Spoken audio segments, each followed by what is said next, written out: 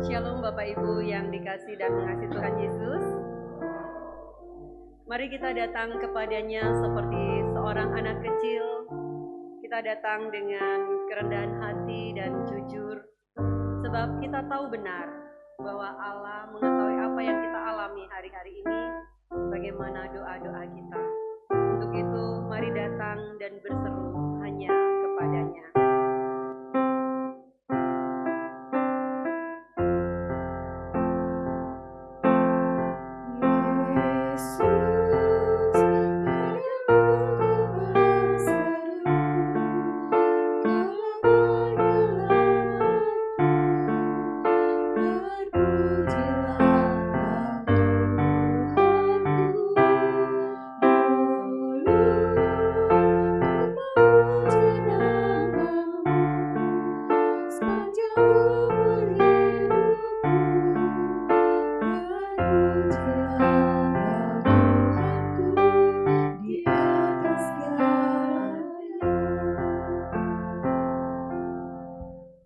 Ibadah raya pada hari ini dimulai di dalam nama Allah Bapa, Putra dan Roh Kudus.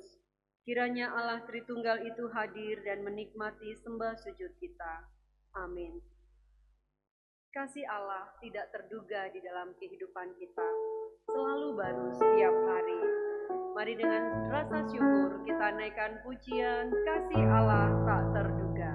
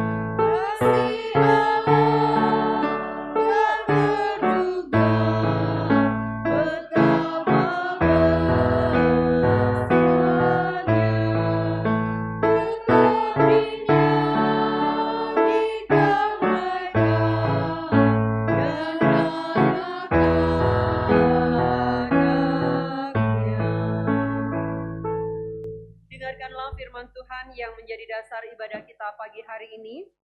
Diambil dari Mazmur pasal 33 ayat 1 sampai 3, demikian firman-Nya. Bersorak-sorailah hai orang-orang benar dalam Tuhan, sebab memuji-muji itu layak bagi orang jujur. Bersyukurlah kepada Tuhan dengan kecapi, bermazmurlah baginya dengan gambus 10 tali. Nyanyikanlah baginya nyanyian baru, petiklah kecapi baik-baik dengan sorak-sorai. Bapak Ibu dipersilakan duduk. Di dalam kehidupan kita sehari-hari, banyak hal yang telah kita lakukan yang membuat Tuhan berduka. Tuhan berpesan, jagalah hatimu dengan segala kewaspadaan, sebab dari situlah terpancar kehidupan. Sebagai manusia yang lemah, sulit bagi kita untuk menjaga hati. Tetapi Allah begitu mengasihi kita. Mari dengan kesungguhan hati kita katakan, Tuhan, ubah hatiku seperti yang Kau ingini.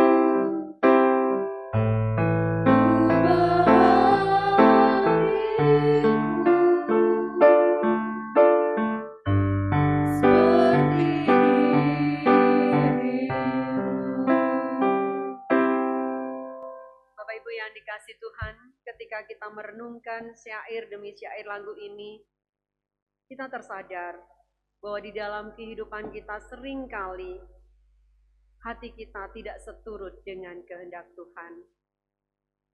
Banyak hal yang kita lakukan yang tidak saja membuat sesama kita terberduka, tetapi terlebih hati Tuhan. Namun Ia adalah kasih. Hari ini Ia menanti kita untuk datang kepadanya mengaku dosa kita. Saya mengajak kita berdiri, mari dengan segala kerendahan hati kita berdoa mengaku dosa kita di hadapan Tuhan. Bapa di surga yang mulia,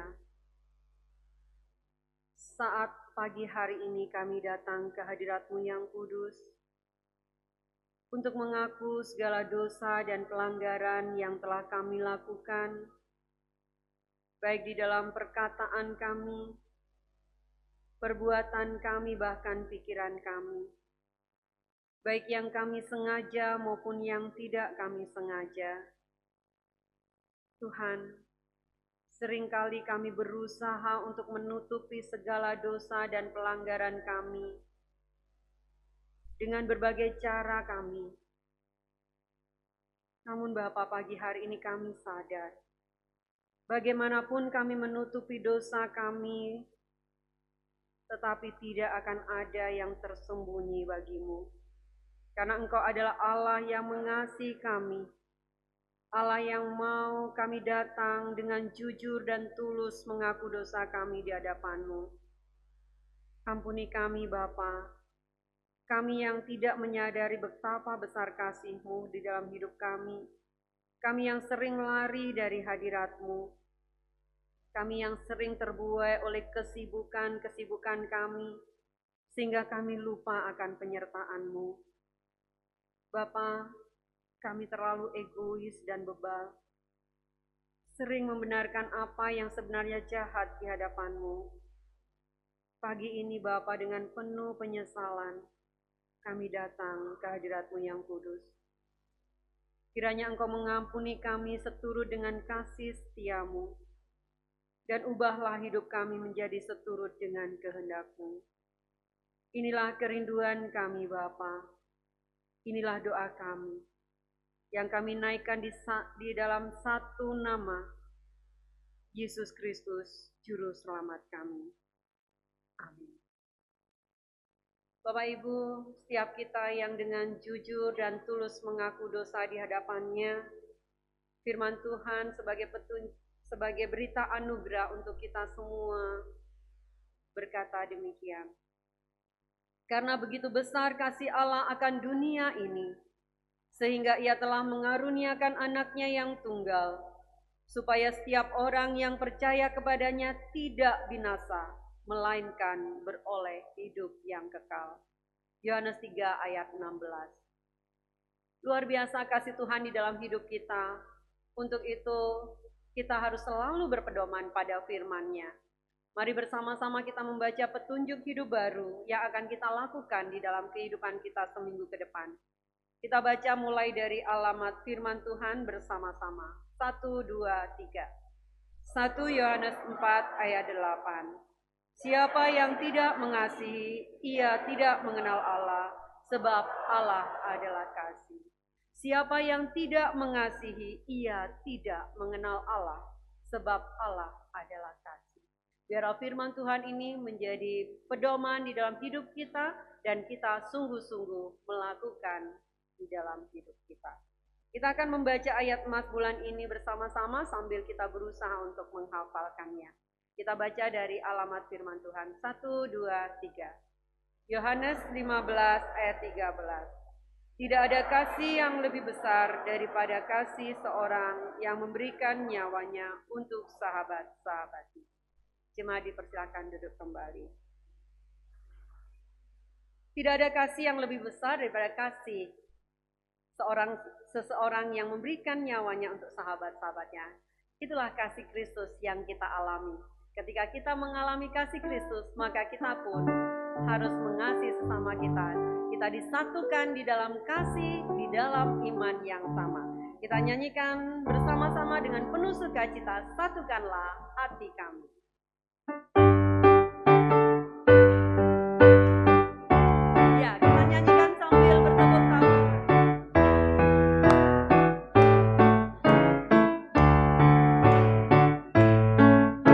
Satukanlah hati kami untuk memuji dan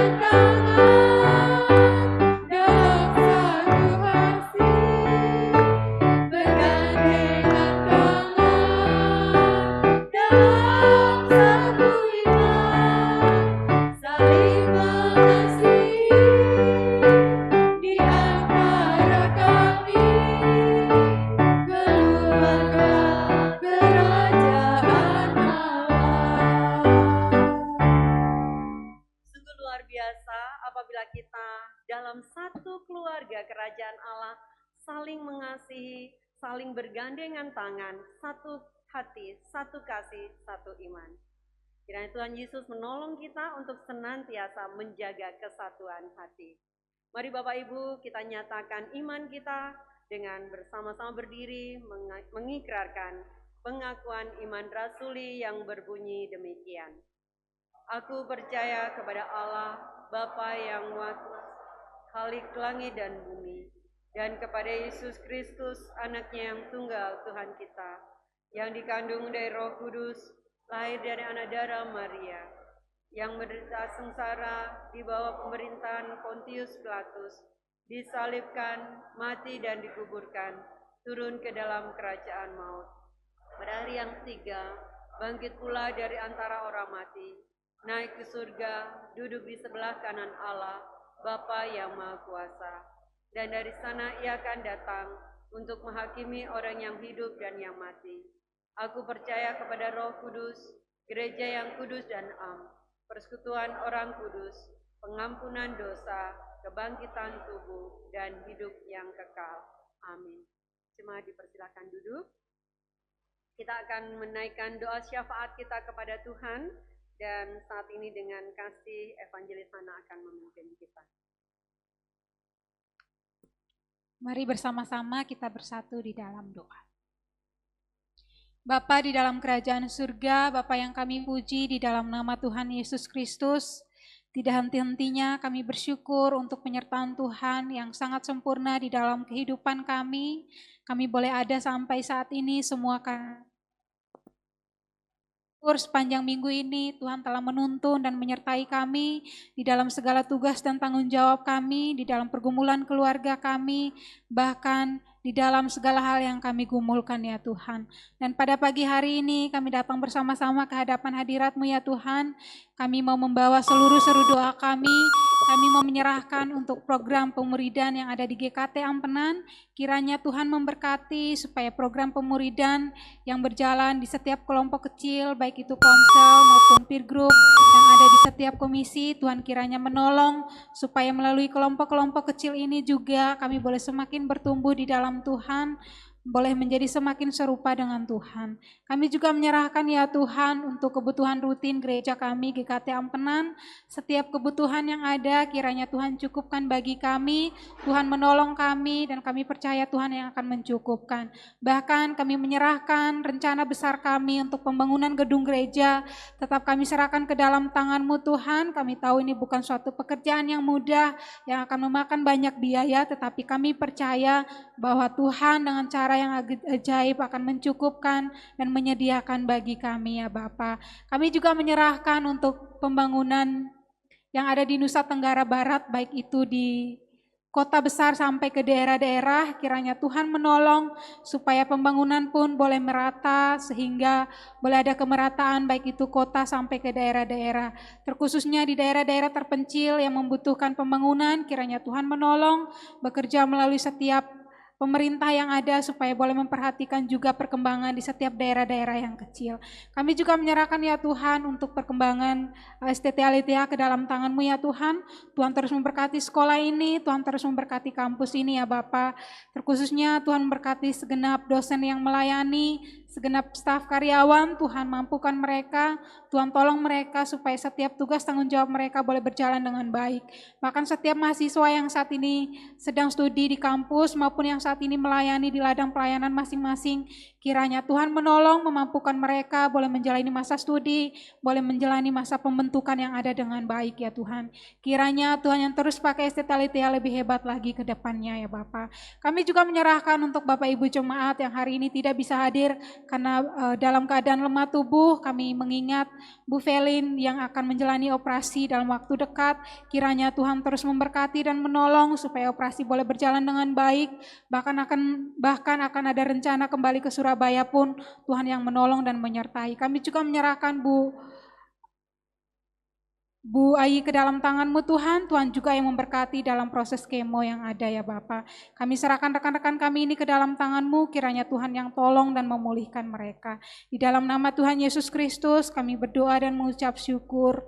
Haleluya, amin. Terima kasih Pastor Hana. Bersyukurlah senantiasa sebab tidak ada yang mustahil bagi Tuhan. Demikian pesan yang akan disampaikan melalui puji-pujian dari Komisi Pria. Kepada Komisi Pria, kami persilakan mempersembahkan pujian.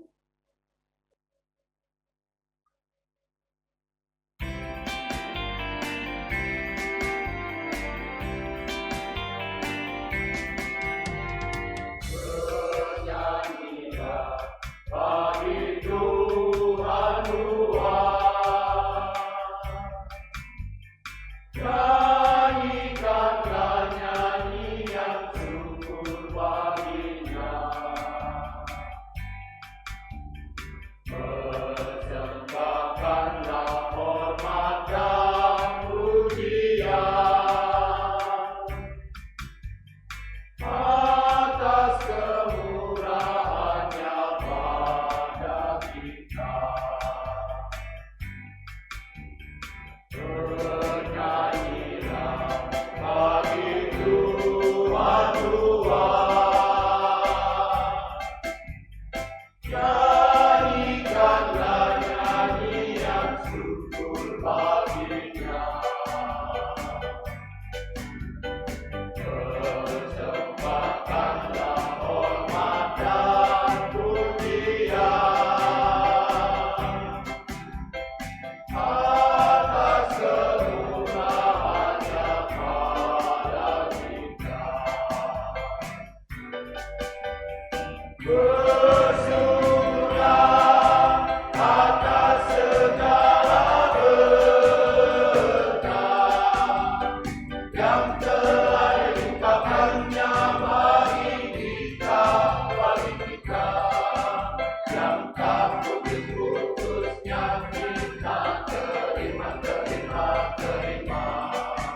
Ya Allahku yang ajaib.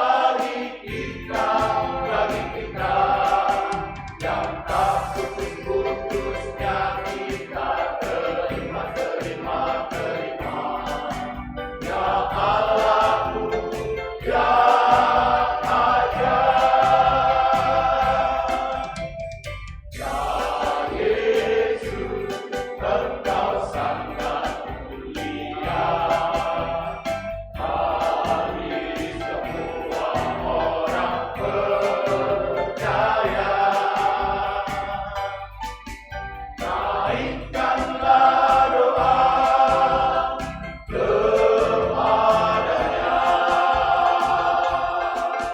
sebab bagi Kristus tidak ada yang mustahil.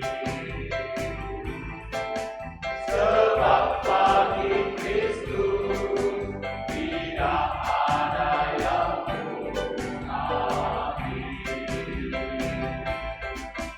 Sebab bagi Kristus tidak ada yang mustahil.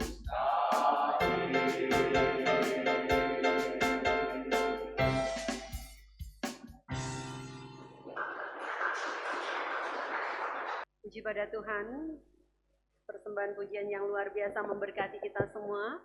Terus semangat untuk kaum pria, melayani Tuhan menjadi berkat untuk banyak orang. Bagi yang belum bergabung ke kaum pria, ditunggu ya, ditunggu silakan. Terima kasih Bapak Ibu yang dikasih Tuhan, hidup kita ini bagaikan tanah liat. Ada di tangan penjunan dan kita siap dibentuk menjadi apa yang Tuhan kehendaki. Mari kita bersama-sama mempersiapkan hati kita menerima berkat firman Tuhan yang akan membentuk kita menjadi seturut kehendaknya.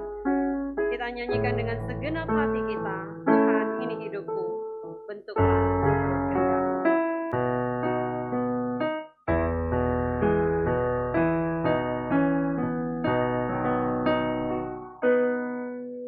Bagaikan bencana siap dibentuk, demikian hidupku di tangan-Mu.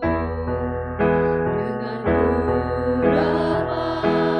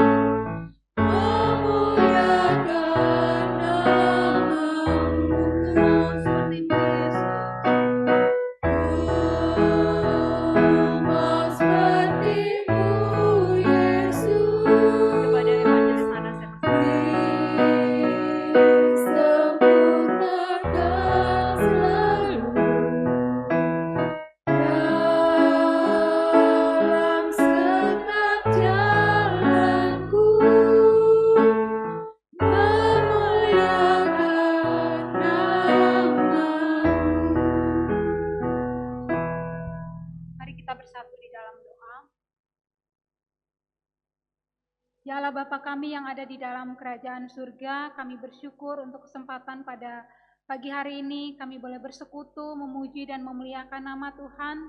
Dan pada saat ini kami akan merenungkan firman Tuhan. Kiranya Tuhan mari memberkati kami, Roh Kudus-Mu mengurapi, baik hamba yang akan menyampaikan maupun Bapak Ibu yang akan mendengarkan. Kiranya Roh Kudus-Mu menolong kami memahami dan melakukan di dalam kehidupan kami hari lepas hari. Hanya di dalam nama Tuhan Yesus Kristus, kami menyerahkan waktu penyampaian firman pada pagi hari ini. Haleluya. Amin. Shalom Bapak Ibu yang dikasihi Tuhan. Kita bersyukur pada pagi hari ini kita akan kembali merenungkan firman Tuhan. Dan firman Tuhan pada pagi hari ini akan kita renungkan bersama-sama dengan tema kasih mengatasi perbedaan. Sekali lagi, firman Tuhan pada pagi hari ini akan kita renungkan bersama-sama dengan tema kasih mengatasi perbedaan. Bapak Ibu yang dikasihi oleh Tuhan, saya percaya bahwa akan lebih mudah bagi kita untuk menerima sebuah kesamaan dibandingkan perbedaan. Contoh, kita akan lebih mudah menerima orang yang punya hobi sama dengan kita.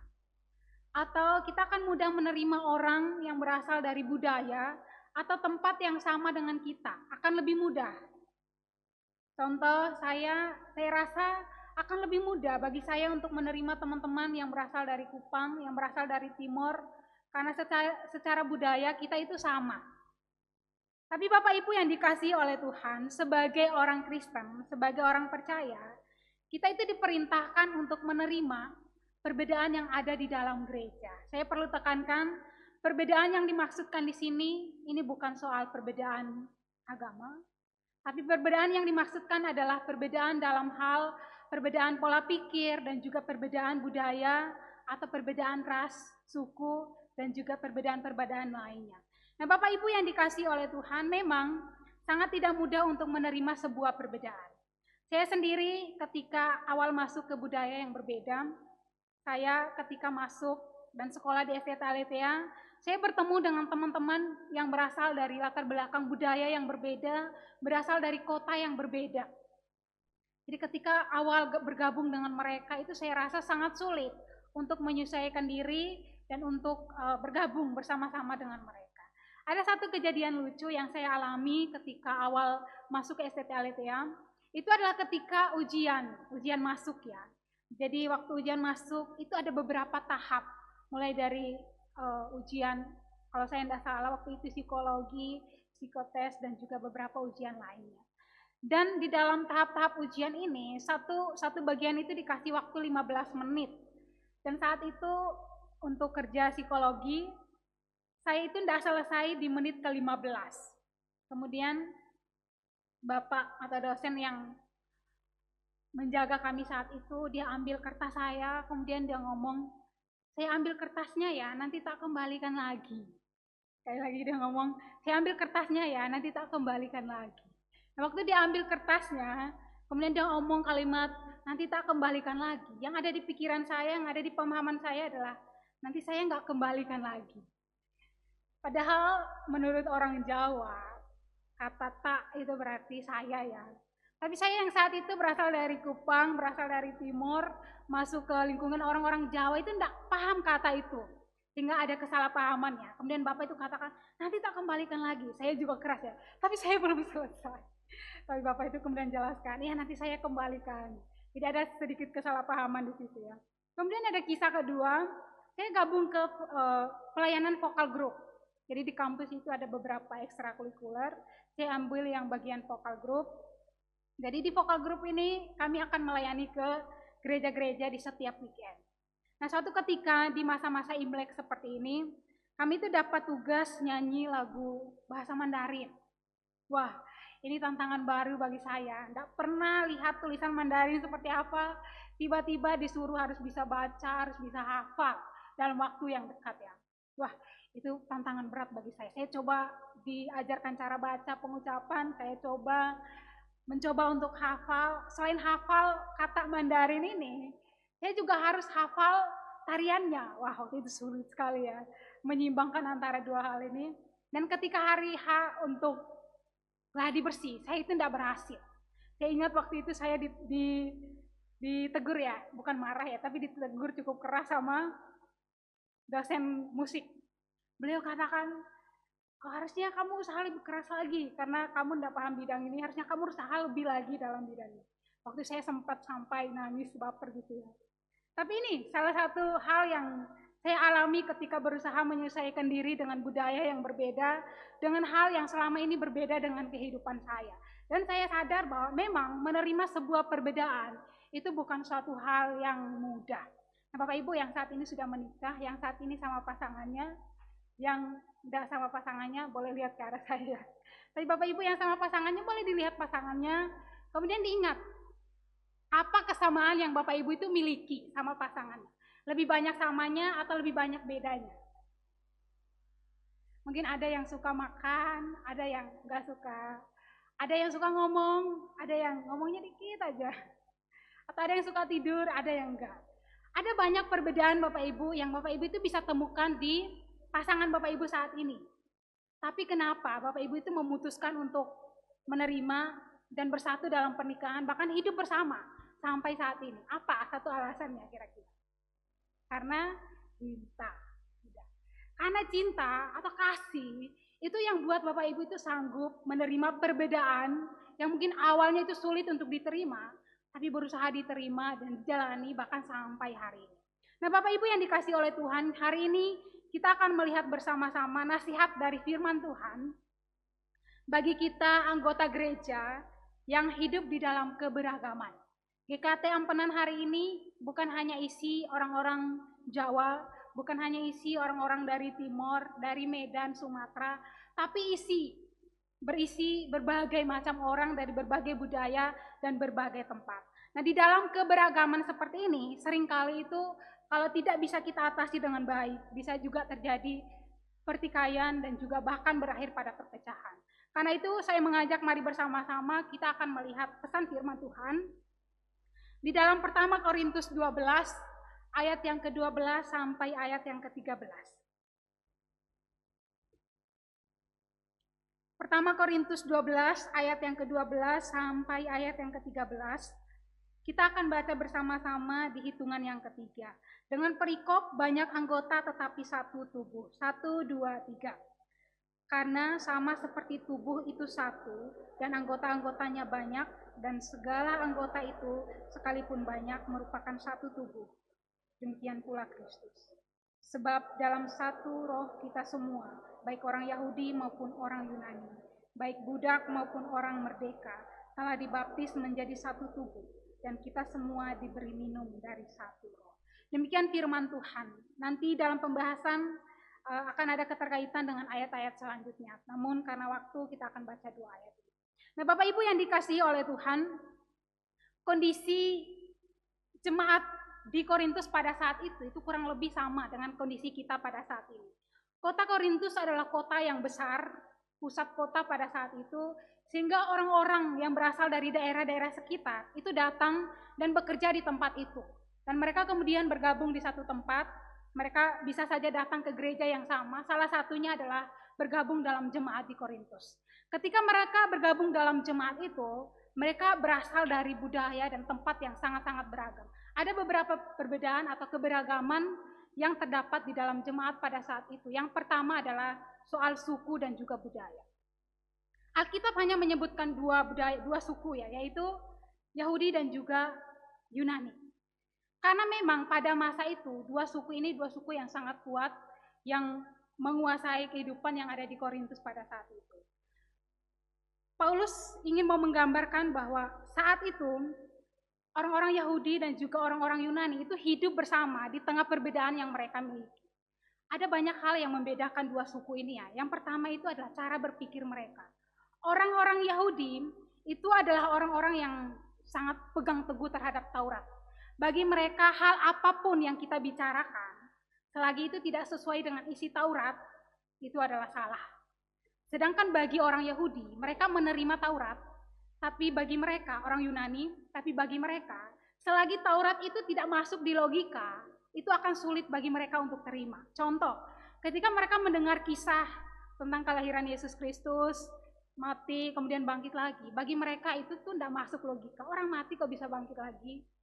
Sehingga ketika mereka mendengar penjelasan dari orang Yahudi tentang kebangkitan atau hal-hal yang nggak masuk di logika yang bisa kita percaya hanya dengan iman, itu mereka tolak dengan luar biasa. Nah, perbedaan seperti ini itu membuat kehidupan dalam jemaat itu menjadi semakin sulit. Ada perbedaan pendapat, ada perbedaan pandangan. Bagi orang Yahudi benar, tapi bagi orang Yunani nggak benar. Nah, hal-hal seperti ini itu membuat mereka itu sulit menerima keberagaman yang ada. Selain itu, menurut orang Yahudi, mereka lah yang paling benar. Mereka umat pilihan Allah, mereka adalah keturunan Abraham, sehingga suku-suku lain yang berada di luar Yahudi, yang ada dalam gereja itu, atau ada dalam komunitas itu tidak lebih baik dari orang Yahudi. Sekali lagi, orang Yahudi melihat suku-suku lain, itu adalah suku yang terpinggirkan dibandingkan dengan suku mereka. Sehingga di dalam kehidupan bergereja, di dalam kehidupan berjemaat pada saat itu, ada satu budaya atau ada satu suku yang menganggap bahwa kita ini lebih hebat, kita ini lebih luar biasa, bahkan lebih layak di hadapan Tuhan karena kita umat pilihan Allah.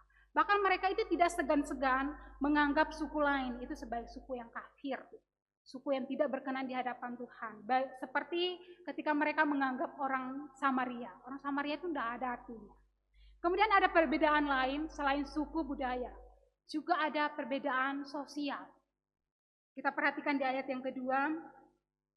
Baik budak maupun orang merdeka. Budak adalah orang yang hidup bekerja sepenuhnya untuk tuannya. Jadi dia tidak bisa melakukan apapun kalau tuannya ini tidak perintah. Nah, Bapak Ibu yang dikasihi oleh Tuhan, dalam kehidupan bergereja pada saat itu pun ada perbedaan secara sosial dan juga perbedaan ekonomi. Ada orang yang secara ekonomi itu sudah luar biasa, Bapak Ibu. Mereka punya duit yang banyak, punya harta yang banyak, tapi ada orang yang bekerja sebagai budak, yang makan sehari-hari pun itu sulit, Bapak Ibu. Jadi secara ekonomi, di dalam kehidupan bergereja itu pun ada perbedaan. Kemudian juga ada perbedaan secara sosial ya.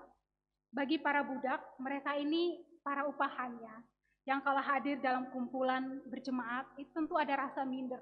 Wah, saya ini tidak ada apa-apanya dibandingkan dengan para pejabat yang ada di gereja, atau orang-orang kaya yang ada di gereja. Kemudian orang-orang yang merasa punya duit, orang-orang yang merasa punya harta benda, ketika dalam gereja pun merasa bahwa mereka itu juga tidak selevel dengan para budak pada saat itu. Tidak ada penerimaan seperti ini, itu membuat keadaan di dalam gereja itu semakin kacau, Bapak Ibu. Kemudian yang ketiga adalah perbedaan talenta. Kita perhatikan di ayat 1 sampai ayat yang ke-11 perikop sebelumnya. Paulus itu baru saja mengingatkan mereka tentang rupa-rupa karunia tapi satu roh. Karena pada saat itu terjadi juga perdebatan dalam jemaat karena karunia yang berbeda-beda. Yang harusnya hari ini kita lihat itu sebagai satu anugerah ya Bapak Ibu. Bahkan dalam satu gereja kita ada pemain musik, ada orang yang bisa mendoakan orang sakit, ada orang yang pandai mengajar, ada orang yang pandai visitasi, ada orang yang pandai menyambut tamu. Bayangkan, keberagaman seperti itu harusnya dilihat sebagai sebuah anugerah. Tapi, bagi jemaat di Korintus, itu adalah sebuah ancaman. Bagi mereka, mungkin kalau kita mau samakan hari ini, yang main musik itu lebih baik daripada liturgos. Atau penerima tamu itu tidak ada apa-apanya dibandingkan dengan yang memberitakan firman, contoh. Padahal sebenarnya Bapak Ibu, saya beberapa waktu lalu ikuti sebuah Zoom tentang pelayanan pemuda remaja. Dia katakan bahwa pelayanan terima tamu itu adalah pelayanan yang sangat-sangat utama juga di dalam pelayanan gereja. Karena kita menyambut orang yang mau datang untuk bersekutu dengan Tuhan. Karena itu Bapak Ibu yang sudah terlibat dalam penerima tamu luar biasa ya. Yang mau bergabung juga boleh, nanti akan bisa menghubungi hamba Tuhan. Nah Bapak Ibu yang dikasih oleh Tuhan, jemaat pada saat itu atau orang-orang yang ada di Korintus itu melihat perbedaan ini sebagai sebuah ancaman. Wah, dia bisa main musik ini, dia lebih hebat dari saya. Dia bisa mengusir kuasa roh, sedangkan dia bisa mengusir kuasa gelap. Sedangkan saya hanya bisa main musik. Sehingga setiap pihak itu melihat kelebihan orang lain itu sebagai ancaman. Nah Bapak Ibu yang dikasih oleh Tuhan, harusnya perbedaan yang ada dilihat sebagai sebuah anugerah di mana mereka bisa bekerja sama-sama. Tapi ternyata dipandang berbeda oleh jemaat di Korintus. Karena itu Paulus kemudian menulis surat ini untuk mengingatkan jemaat di Korintus demikian. Boleh slide selanjutnya. Paulus memberikan sebuah analogi. Paulus katakan bahwa di dalam gereja ini tentu ada banyak perbedaan, tapi Paulus mau memberikan sebuah gambaran sama hal dengan tubuh. Tubuh itu memiliki banyak anggota. Walaupun hanya ada banyak kaki ya Bapak Ibu, itu tidak akan membentuk satu tubuh. Atau ada banyak tangan, tapi itu tidak akan pernah membentuk satu tubuh. Ada banyak mata, tidak akan pernah membentuk satu tubuh. Tapi kalau hanya ada satu rambut misalnya, atau hanya ada seutuh rambut ya, bukan satu ya Bapak Ibu. Atau cuman ada satu kepala, tapi kalau itu utuh, maka itu akan membentuk satu tubuh Bapak Ibu. Karena itu Paulus mau tekankan bahwa di dalam gereja itu terdiri dari banyak anggota. Bukan hanya orang-orang dari suku tertentu yang berada dalam gereja itu, atau orang dengan budaya tertentu yang ada dalam jemaat di Korintus. Tapi Paulus itu mau menyadarkan mereka, membuka pikiran mereka untuk melihat bahwa dalam gereja itu bukan hanya ada orang Yahudi, ada suku lain juga yang ada dalam gereja itu, sehingga mereka harus menerima satu sama lain. Paulus juga mau tekankan bahwa setiap anggota itu punya peran masing-masing, tapi tidak ada yang lebih penting daripada yang lain.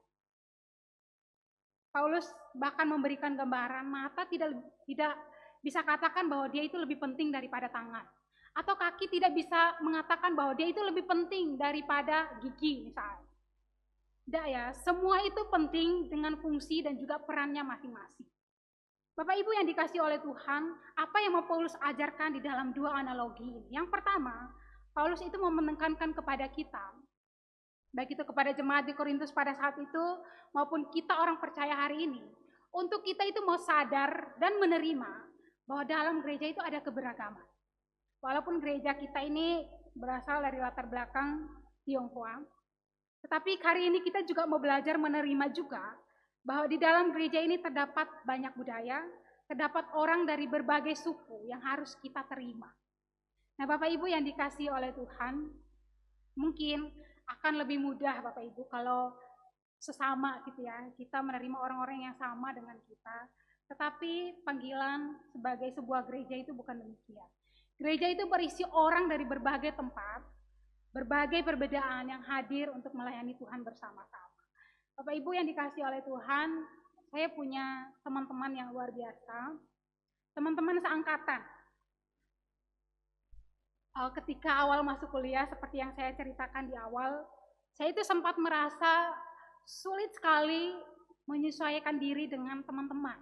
Karena memang pada saat itu di angkatan saya, yang berasal dari Indonesia Timur itu cuma saya.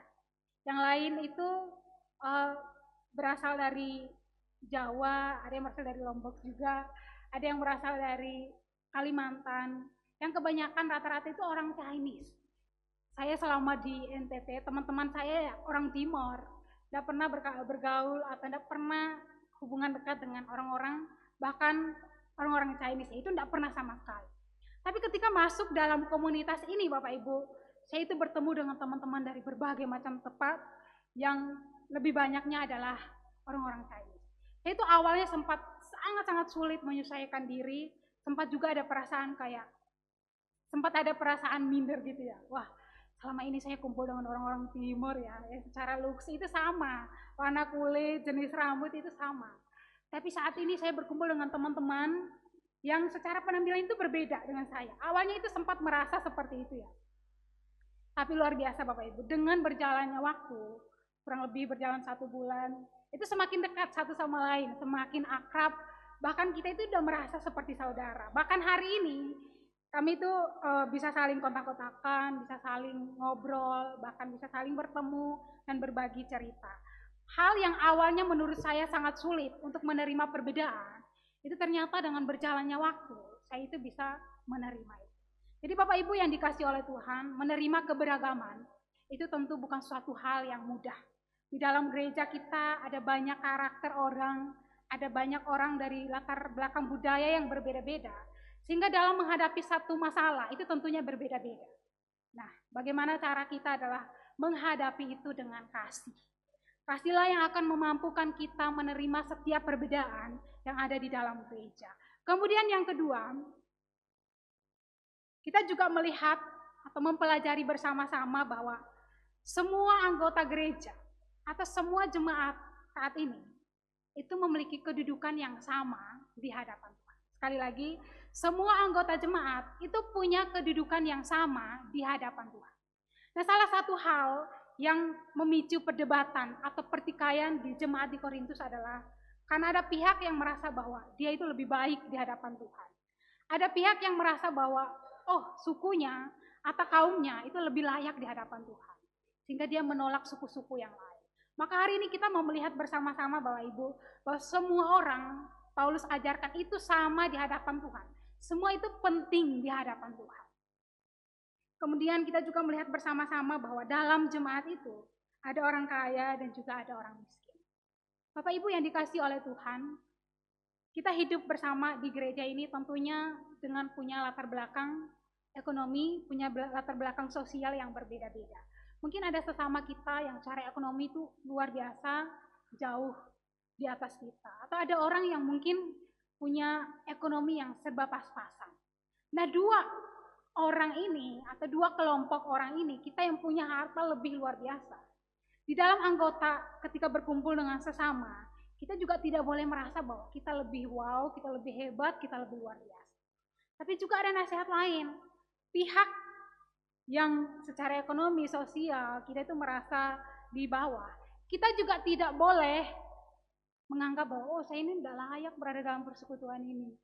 Atau saya ini tidak layak ada di dalam komunitas ini. Karena Bapak Ibu, bukan hanya sikap sombong dengan harta yang berlebihan, itu yang bisa memecah sebuah persekutuan. Tapi sikap seperti tadi ya, yang merasa bahwa selalu merasa disalahkan, selalu merasa minder seperti itu dalam persekutuan, itu juga pada akhirnya bisa memicu pertengkaran Bapak Ibu. Seringkali yaitu mendengar nasihat lebih kepada yang berada di atas kita ya. Tapi hari ini juga diingatkan bahwa seringkali sikap kita yang seringkali merasa bahwa kita tidak ada apa-apanya di hadapan jemaat, itu juga seringkali itu bisa memicu perdebatan Bapak Ibu. Karena saya sendiri itu pernah melakukan hal itu.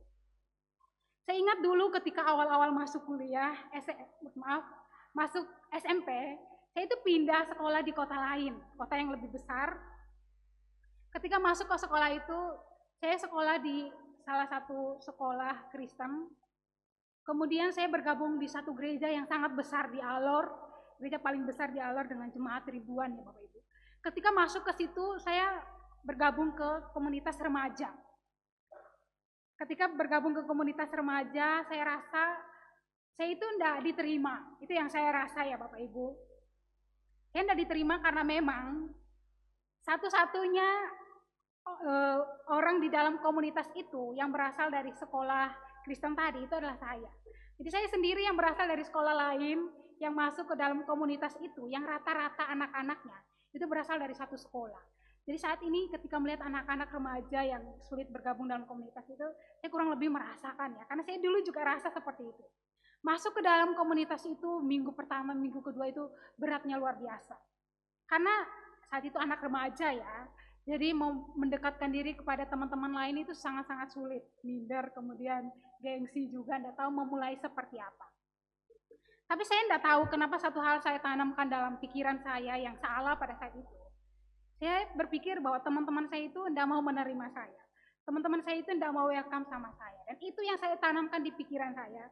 Bahkan sampai minggu-minggu setelahnya, minggu kelima, saya itu putuskan untuk tidak mau pergi persekutuan remaja. Saya ingat waktu itu yang saya lakukan adalah saya rusakin sepatu saya ya. Jadi lem di alas sepatu itu saya buka, kemudian saya ngomong sama tante saya tinggal sama tante saya. Sepatu saya rusak, saya tidak mau ke remaja. Bapak Ibu tahu apa jawaban tante saya? Pakai sendal pergi remaja. Jadi saat itu nyesal ya, artinya saya tidak rusakin sepatu itu.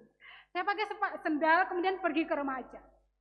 Tapi setelah itu pun tetap ya teman-teman tetap sama, tidak ada penerimaan dan lain sebagainya.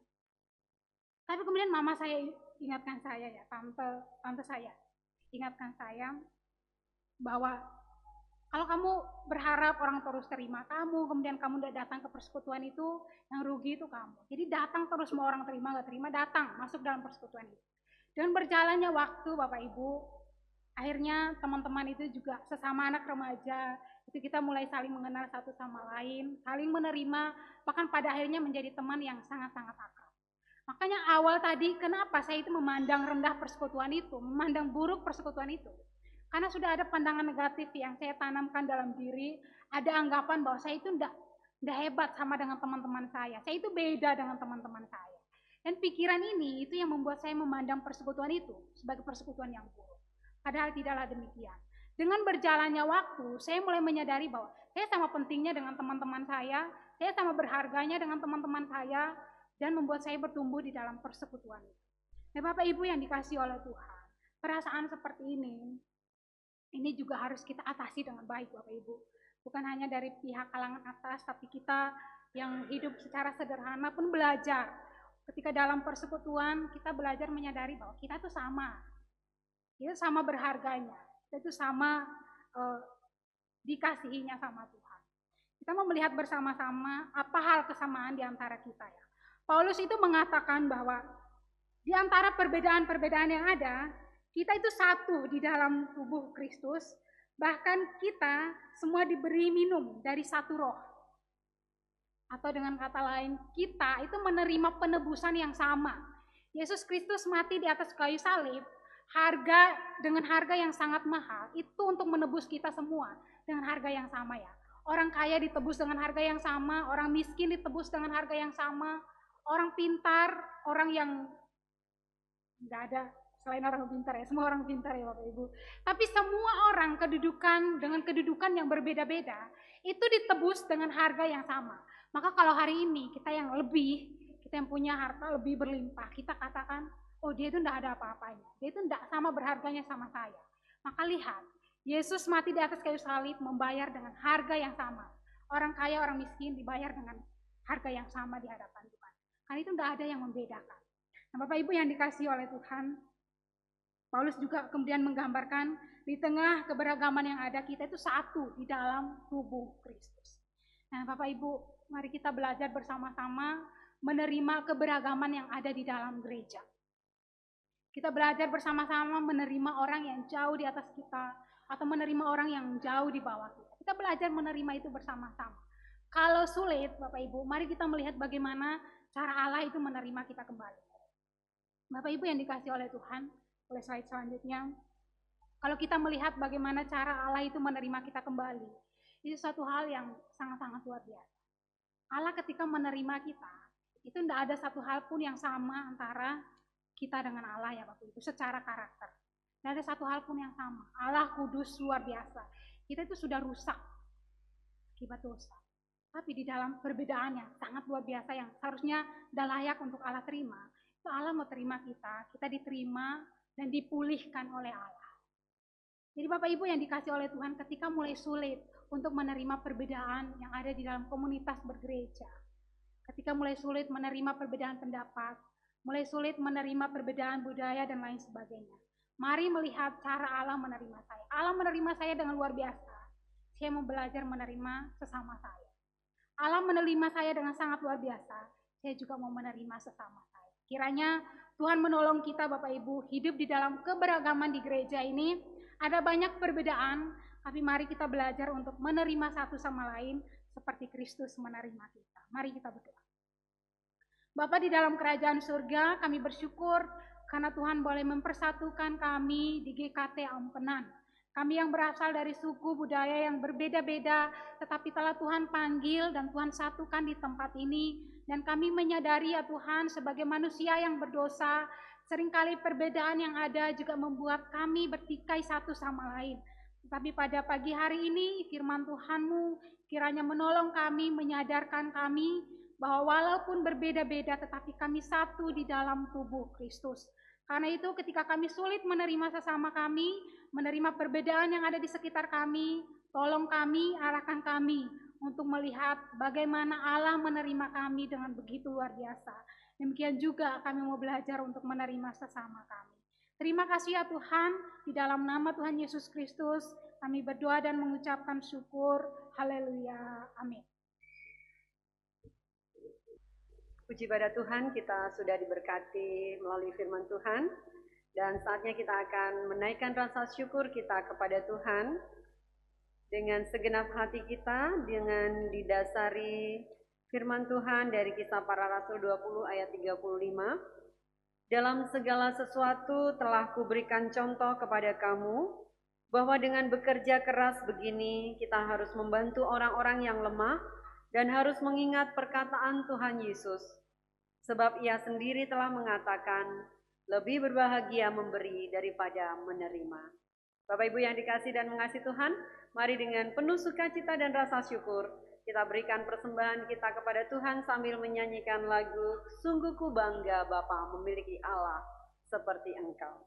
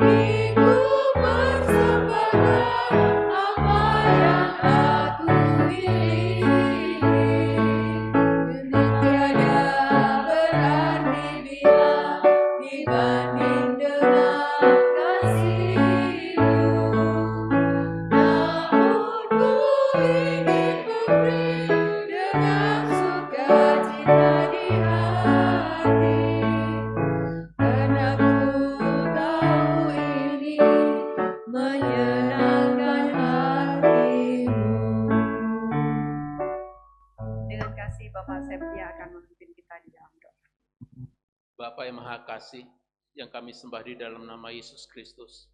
Ya Bapa, kami bersyukur untuk anugerah yang telah Kau limpahkan kepada kami. Kami bersyukur untuk hari-hari yang Kau berikan kepada kami, dan kami bersyukur untuk berkat yang Kau telah berikan kami hingga pada saat ini ya Bapa. Dan pada kesempatan ini kami telah memberikan persembahan ya Bapa. Kiranya Kau boleh berkati persembahan yang telah kami kumpulkan bersama-sama. Berkati juga hamba-Mu yang mengelola persembahan ini ya Bapa. Terima kasih Tuhan, terima kasih. Kami serahkan semuanya ini hanya di dalam nama Tuhan Yesus Kristus. Amin. Amin. Terima kasih Bapak Ibu yang dikasih dan mengasihi Tuhan. Kita akan bersama-sama mengakhiri ibadah kita pada pagi hari ini. Kita kembalikan segala pujian dan hormat hanya bagi Tuhan. Kita nyanyikan doksologi setelah pengutusan dan berkat. Kita akan aminkan dengan amin som.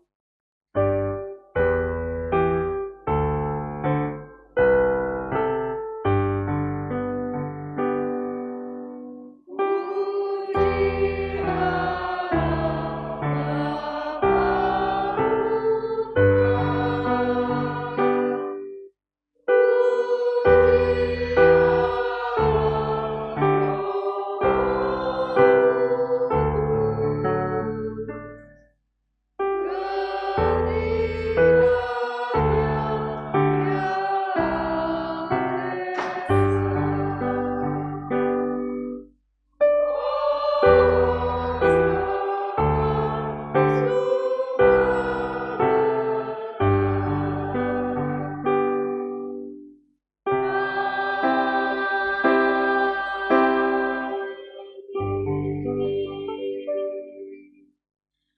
mari kita pulang dan mari kita menerima berkat Tuhan.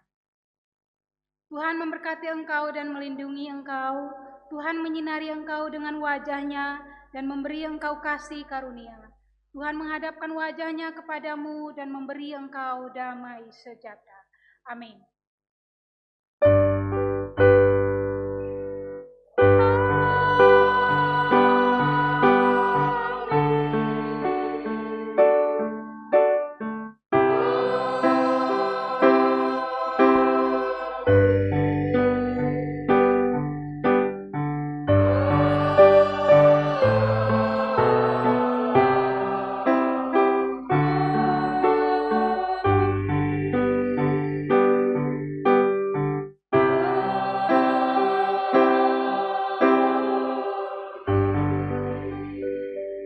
Ibadah selesai, silakan duduk, silakan mengambil saat teduh.